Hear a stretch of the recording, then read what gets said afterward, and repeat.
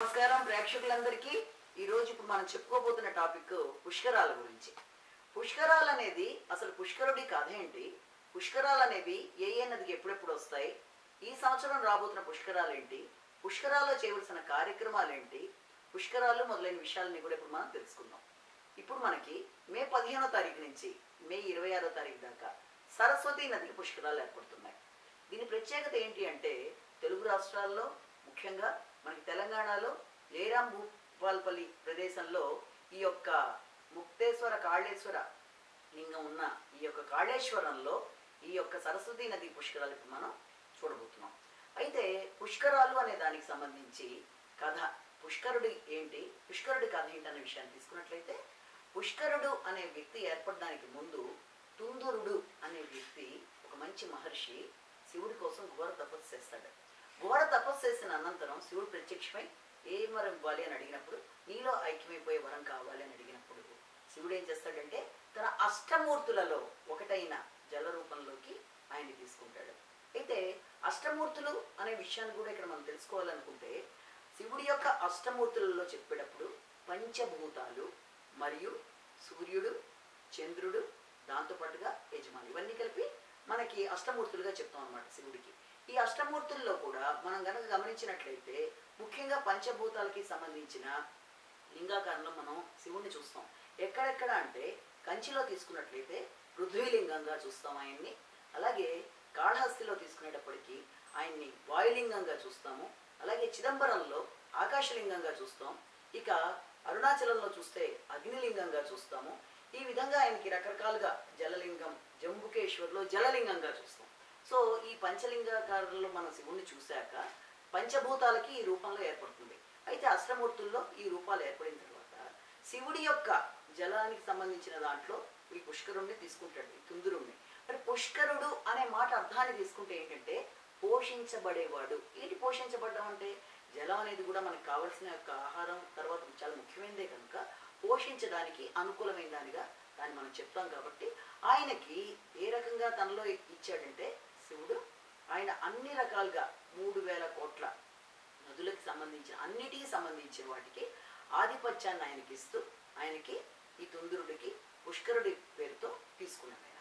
అయితే కొంతకాలం గడిచిన తర్వాత ఈ యొక్క సృష్టి కార్యక్రమం కోసం బ్రహ్మదేవుడు శివుడి దగ్గరికి వచ్చి, సృష్టి కార్యక్రమానికి నాకు ఈ యొక్క జలం కూడా కావాలి అని అడిగినప్పుడు పంచభూతాల్లో ఉన్న ఆ యొక్క తుందురుడిని, ఆ పుష్కరుడిని పంపించడం జరుగుతుంది బ్రహ్మదేవుడితో. అక్కడికి వెళ్ళిన తర్వాత ఆయన కమండలంలో ఉండిపోతాడు ఆయన. దాంతో సృష్టి కార్యక్రమాన్ని అంతా చేసుకుంటూ వెళ్ళిపోయిన తర్వాత కాలక్రమేణా ఏం జరుగుతుంది, తర్వాత కొంతకాలానికి బృహస్పతి వస్తాడు అక్కడికి. దేవగురు బృహస్పతి రాగానే నాకు ప్రపంచంలో అంటే జనాన్ని ధర్మం వైపు నడిపించడానికి నాకు ఈ యొక్క కావాలి ఈ జల రూపంలో ఆయన అడిగినప్పుడు ఆయనతో పంపించడానికి సన్నద్ధం అవుతాడు బ్రహ్మదేవుడు.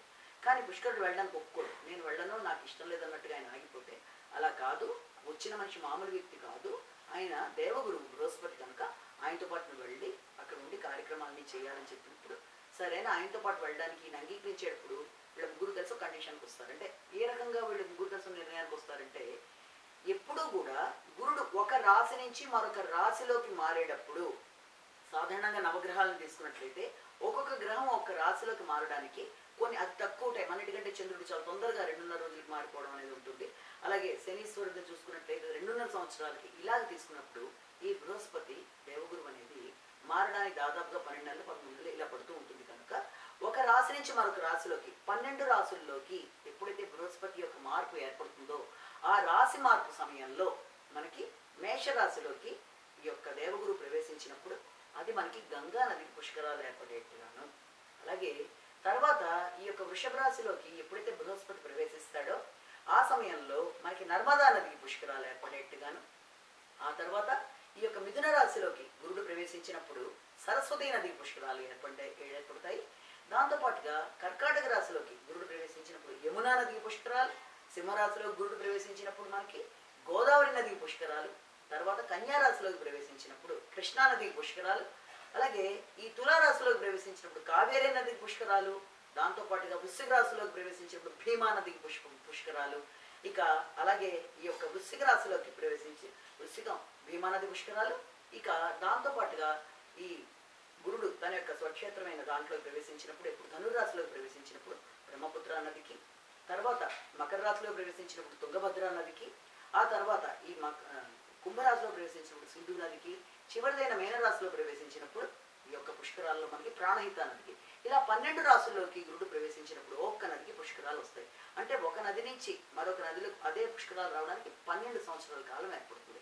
కాబట్టి ఇప్పుడు ఏమని అనుకుంటారంటే వీళ్ళ ముగ్గురు కలిసి, అంటే బృహస్పతి కానీ ఆయనతో కూడా బ్రహ్మదేవుడు, పుష్కరుడు, ఏ నదిలోకి అయితే మనకి గురుడు ప్రవేశిస్తాడో ఆ నదిలో ఆయన సంవత్సర కాలం పాటు ఉంటున్న సమయంలో మొదటి 12 రోజుల పాటు పుష్కరుడు కూడా ఉండేట్టుగా వాళ్ళు, అంటే ఆ నదిలో మొదటి 12 రోజులు ఆయన ఉండేట్టుగా, దాన్ని మళ్ళీ ఒక రాశి నుంచి మరొక రాశిలోకి మారేటప్పుడు పుష్కరం అంటే 12 సంవత్సరాలకి మళ్ళీ అదే నదికి వచ్చేట్టుగా మనకున్న 12 రాశులకి సంబంధించి ఈ రకంగా వాళ్ళు నిర్ణయం తీసుకున్నప్పుడు దానికి అంగీకరించి మనకి ఈ యొక్క పుష్కరుడు వెళ్ళడం జరుగుతుంది.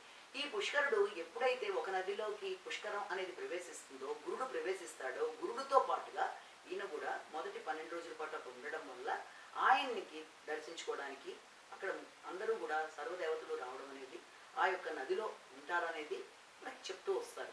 కాబట్టి ఆ సమయంలో ఎప్పుడైతే అక్కడ స్నానాది కార్యక్రమాలు చేస్తారో, సాధారణంగా పుష్కరాలు అనేటప్పటికి ఏం చెప్తారు అంటే ఆ 12 రోజుల కార్యక్రమాలు చాలా పవిత్రంగా ఆ నది పరిసర ప్రాంతాలు అక్కడ స్నానాది కార్యక్రమాలు చేయడం, దాన ధర్మాలు చేయడం, పెద్దలకు కార్యక్రమాలు చేయడం మొదలైనవన్నీ చేయడం బట్టి తప్పకుండా మంచి వ్యక్తికి అభివృద్ధి, ఉన్నతి ఏర్పడుతుందని చెప్తారు. కనుక అలా ప్రతి నదికి పుష్కరాలు ఏర్పడినప్పుడు ఆ సమయంలో ఈ యొక్క పుష్కరుడు అక్కడే ఉంటాడు కాబట్టి ఆయన చక్కగా ఆ పుష్కరాల్లో వచ్చిన వాళ్ళందరికీ కూడా ఎప్పుడైతే ఆ రకంగా అభివృద్ధి అనేది ఏర్పడడానికి, ఆధ్యాత్మికంగా వెలగడానికి అన్నిటికీ కూడా ఉన్నతమైన సమయంగా దాన్ని చెప్పడం జరుగుతుంది.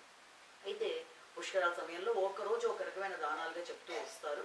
అయితే దాంతోపాటుగా దాన ధర్మాలు అనేది, అలాగే పుణ్య స్నానాలు చేయడం అనేది, నదీమి తల్లి దగ్గర స్నానాది కార్యక్రమాలు చేయడం, అక్కడ ఉండే దేవతల్ని దర్శించుకోవడం, వాటితో పాటుగా పెద్దల కార్యక్రమాలు చేయడం, ఇలాంటివన్నీ చేయడం బట్టి వ్యక్తికి ఆధ్యాత్మిక పురోగతి అనేది ఏర్పడుతున్నది దీంట్లో ఒక సారాంశంగా చెప్తాం. అంటే 12 నదులకి 12 రాసుల్లో గురుడు ప్రవేశించినప్పుడు, గురుడితో కూడా పుష్కరుడు కూడా ప్రవేశించి మొదటి 12 రోజులు అక్కడ ఉండి ఆ సమయంలో అక్కడ స్నానాది కార్యక్రమాలు పూర్తి చేసిన వాళ్ళందరికీ కూడా సార్ధ త్రికోటి తీర్థరాజ సహిత ఆ నదీమ తల్లి యొక్క ఆశీస్సులు అందుతాయన్నది దీంట్లో ఒక సారాంశంగా మనం తెలుసుకుంటాం. అలాగే ఈ యొక్క గురుడు రాశి మారినప్పుడల్లా కూడా, అంటే ఆ 12 రోజుల కాలంలో కూడా అక్కడ అది అవుతుంది. కనుక ఇప్పుడు ఈ సంవత్సరం మే 15 నుంచి మనం తీసుకున్నట్లయితే 26వ తారీఖు దాకా ఈ సమయంలో సరస్వతి నది పుష్కరాలు ఏర్పడతాయి. అది కూడా ఏంటి మనకి అసలు ముఖ్యంగా సరస్వతి నది గురించి తెలుసుకోవాలంటే దీనికి సంబంధించి మాన అనే గ్రామం అనేది, అది మనకి బద్రీనాథ్కి 3 కిలోమీటర్ల దూరంలో అక్కడ సరస్వతి నది యొక్క ప్రధాన ప్రదేశంగా మనం చెప్తాము. అలాగే త్రివేణి సంగమం మనకు తెలిసిందే, గంగా యమున సరస్వతి 3 కలిసిన ప్రదేశంగా ప్రయాగరాజ్లో ఒకటి చెప్తాం. అది బిందు సాగర్ అని చెప్పి మరొకటి గుజరాత్ దగ్గర ఇంకొకటి చెప్తాం. అన్నిటికంటే ఇంకా ప్రధానంగా ఏంటంటే మనకి ఇక్కడ కాళేశ్వరంలో, తెలంగాణలో కాళేశ్వరంలో ఇక్కడ మనకి ఈ కాళేశ్వర ముక్తేశ్వర దేవాలయం అనేది ఇక్కడ ప్రధానంగా ఉన్నది కూడా ఈ ప్రదేశంలో గోదావరి నదితో కలిసి ప్రాణహిత కలిపి పెడుతున్నప్పుడు అంతర్వాహినిగా పైకి అందకుండా మనకి సరస్వతి నది కూడా కలిసి పెడుతూ ఉంటుంది. కనుక ఇది కూడా ఒక సంగమ స్థలంగా చెప్పి సరస్వతి నది పుష్కరాలు ఇక్కడ ఏర్పాటు చేయడం అనేది చక్కగా విశేషంగా చెప్తారు. కాబట్టి ఈ ప్రదేశంలో చాలా ఎక్కువ మంది వచ్చి చేయబోతారు, వేరే వేరే రాష్ట్రాల నుంచి కూడా చెప్తారు. కనుక దీనికి ముఖ్యంగా హైదరాబాద్ నుంచి కూడా మనం వెళ్ళొచ్చు, అలాగే రకరకాల రాష్ట్రాల నుంచి కూడా దానికి వెళ్ళడం అనేది ఏర్పడుతుంది. అలాగే ఈ సంవత్సరం పెద్ద సరస్వతీదేవి బొమ్మని ఏర్పరిచి 10 అడుగుల సరస్వతీదేవి ఆవిడ చేతిలో వేదాలు ఉన్నట్టుగా చక్కటి బొమ్మను ఏర్పరిచి అన్ని రకాల సమాయుక్తం చేసి ఈ పుష్కరాల కొరకు అన్ని ఏర్పాటు చేయడం అనేది జరిగింది. కాబట్టి ఎప్పుడు కూడా ఈ పుష్కరాల సమయంలో భగవంతుడి యొక్క ధ్యానం చేసుకోవడం, అలాగే అవకాశం ఉన్నట్లయితే పుష్కర స్నానం చేయడం, ఇవన్నీ ఒక పద్ధతి. అయితే అసలు పుష్కరుడి యొక్క బ్యాక్గ్రౌండ్, పుష్కరాలు చేసిన దానాలు మొదలైన విషయాలు ఇక్కడ మనం తెలుసుకున్నాం. ఇప్పుడు ప్రతి రాశి మార్పులోనూ మనం తర్వాత తెలుసుకోబోతున్న వీడియో ఏంటంటే, ప్రతి రాశిలోకి అంటే గురుడు 12 రాశుల వాళ్ళకి ఈ యొక్క మిథున రాశిలో ప్రవేశించినప్పుడు ఎలా ఉండబోతోంది ఈ సంవత్సరం అన్నది కూడా తెలుసుకుందాం. నమస్కారం.